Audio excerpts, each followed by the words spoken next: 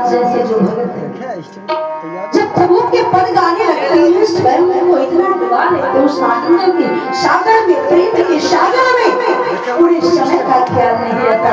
और एक दिन की बात, सूरदास जी भक्तों को पद सुना रहे थे, आनंद के साथ झूमते हुए गा रहे थे।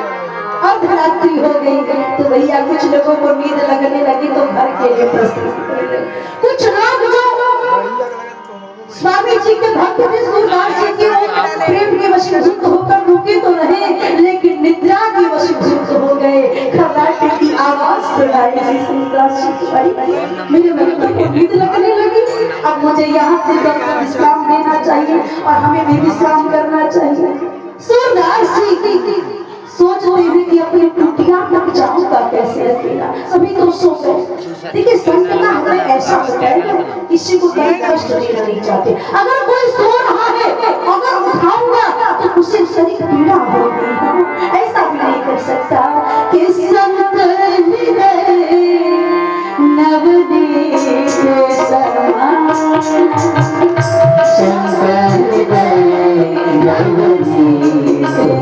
समान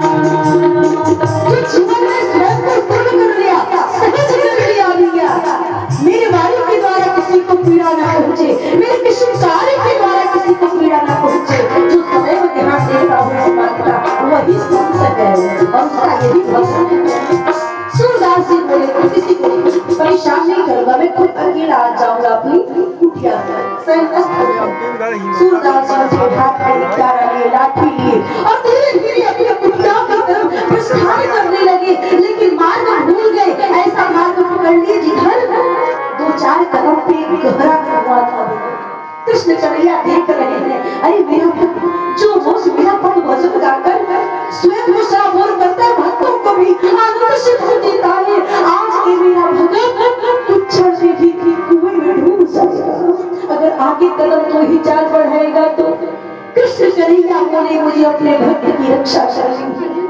कृष्ण कन्हैया बड़े सुंदर बालक बन करके आए, सूरदास जी के हाथ को पकड़ कर बोले, अरे बाबा आप आगे किधर जा रहे हो, आपको दिखाई नहीं देता मुझे पता है, लेकिन आगे जो है एक गहरा कुआं है, डूब जाओगे, इधर से चलो ना।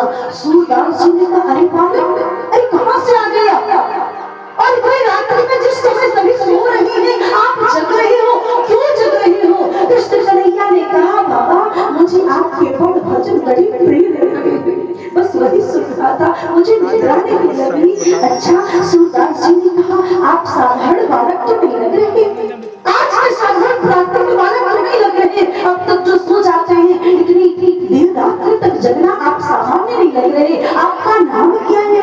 कृष्ण कन्हैया ने कहा, मेरा नाम कोई नहीं है, आप जिस नाम से बुलाते वही मेरा नाम। सूरदास जी को धीरे-धीरे यकीन होने लगा कि इसके बारे में जो मिठास है, जो मधुरता है, जो सहजता है, जो सहजता है, आज की प्राकृतिक सामान्य बालक की नहीं हो सकती। हो न हो मेरे कृष्ण कन्हैया है जो आज मेरी रक्षा के लिए मेरे हाथ को पकड़ रखी है, मेरी लाठी को पकड़ रखी है।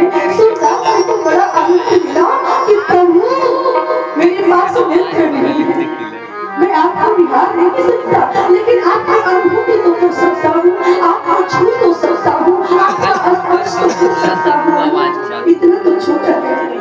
सूरदास जी धीरे धीरे लाठी पर हाथ सजाते हैं, कृष्ण कन्हैया हाथ छुड़ाकर अंदर ध्यान हो गए। सूरदास जी को कष्ट हुआ, प्रभु आपको पता है आपके पीछे दौड़ नहीं सकता, मेरे पास नेत्र नहीं, सब जान कर भी आप यदि बाहर छुड़ाकर जा रहे हो तो जाते जाते सुनते जाइए, प्रभु आप मेरा बाहर छुड़ा करके तो चले गए, कभी हृदय छोड़कर जाकर दिखाना तो मैं आपको मत दिखाऊंगा, प्रभु आपको मत दिखाऊंगा, आप बाहर छुड़ा के जा सकते हैं लेकिन मेरे हृदय से आप कभी दूर नहीं हो सकते हैं।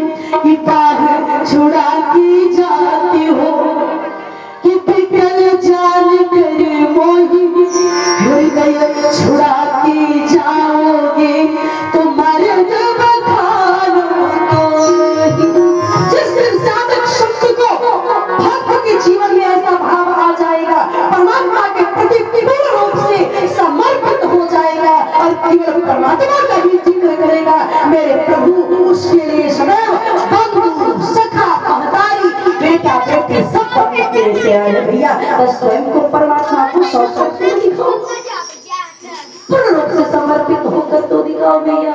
और ऐसे भक्तों के लिए प्रभु अवतार लेते हैं कि कभी शांति तो कभी क्रांति का राग सुनाना पड़ता है, कभी शांति तो कभी क्रांति का राग सुनाना पड़ता है, कभी कभी इस धरती में लोहार जाना पड़ता है, कभी कभी इस धरती में लोहार जाना पड़ता है, कभी कभी इस धरती में लोहार जाना पड़ता है।